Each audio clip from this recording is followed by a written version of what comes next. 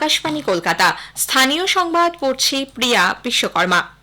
আজ পয়লা বৈশাখ, বাংলা বছরের প্রথম দিন। উৎসাহ উদ্দীপনার সঙ্গে দিনটি পালিত হচ্ছে।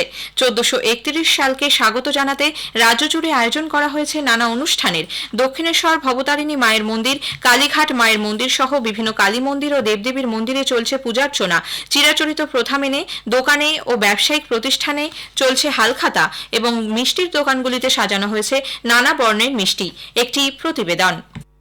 বাজার অর্থনীতি নিয়ে চিৎকার চেঁচামেচি যাই হোক, পয়লা বৈশাখে বাজারের ভূমিকা বড় অংশ জুড়ে।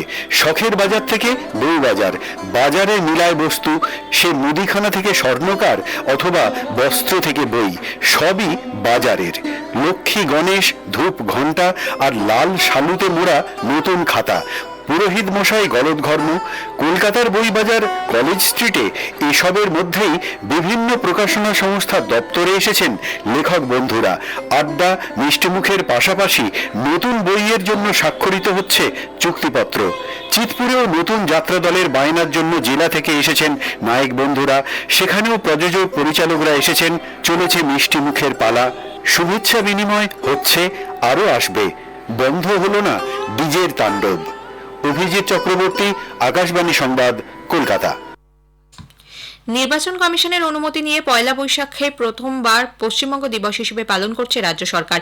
তথ্য ও সংস্কৃতি দপ্তর আয়োজিত এই অনুষ্ঠানটি হচ্ছে কলকাতার রবীন্দ্র সদনের ক্যাথিড্রাল রোডে। নববর্ষে সকাল থেকেই নদিয়ার নবদ্বীপের পোড়ামাতলা, কৃষ্ণনগরের আনন্দময়ী সিদ্ধেশ্বরী মন্দির, শান্তিপুর ও রানাঘাটের সিদ্ধেশ্বরী কালী মন্দিরে ভিড় উপচে পড়ছে।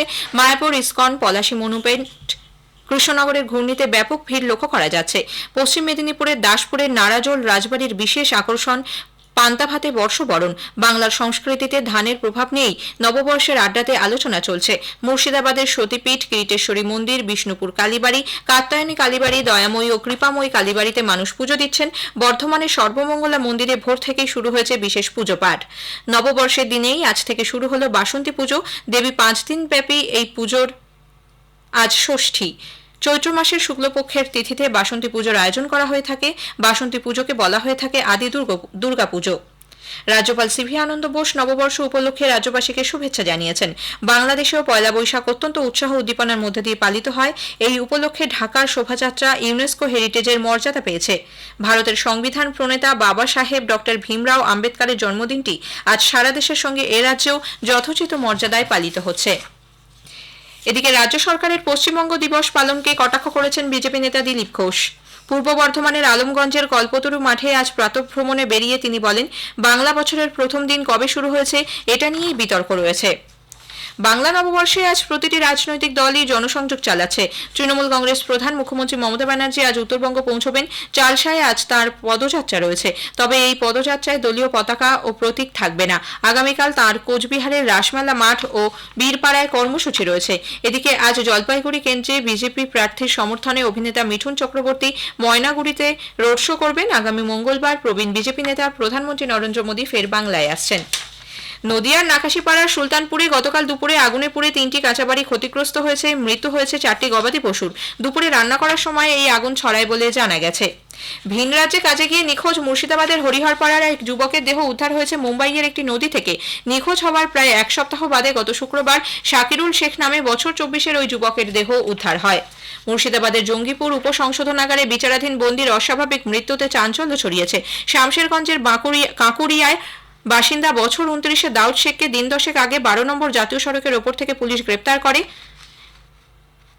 এরপর গতকাল শামশেরগঞ্জ থানা থেকে তার মৃত্যুর খবর পরিবারের সদস্যদের জানানো হয়।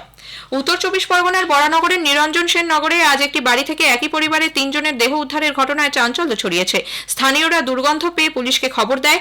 শঙ্কর হালদার, তার পুত্র অভিজিৎ হালদার ও নাতি বর্ণ হালদারের গলাপচা দেহ পুলিশ উদ্ধার করে। ইডেনে আজ আইপিএল ক্রিকেটে Kolkata Knight Riders Lucknow Super জায়ান্টসের মুখোমুখি হবে। খেলা শুরু হবে দুপুর 3:30।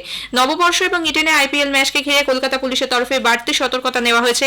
ময়দান চত্বরে মোট 2500-এরও বেশি পুলিশ কর্মী মোতায়েন করা হয়েছে। পয়লা বৈশাখের একাধিক শোভাযাত্রা ও জমায়েতে বিশেষ পুলিশি ব্যবস্থা থাকছে। এদিকে প্রতিবারের মতো এবারও আজ বাংলা নববর্ষের সকালে মোহনবাগান ও ইস্টবেঙ্গল মাঠে ঐতিহ্যবাহী বার পুজোর আয়োজন করা হয়। স্থানীয় সংবাদ শেষ হলো।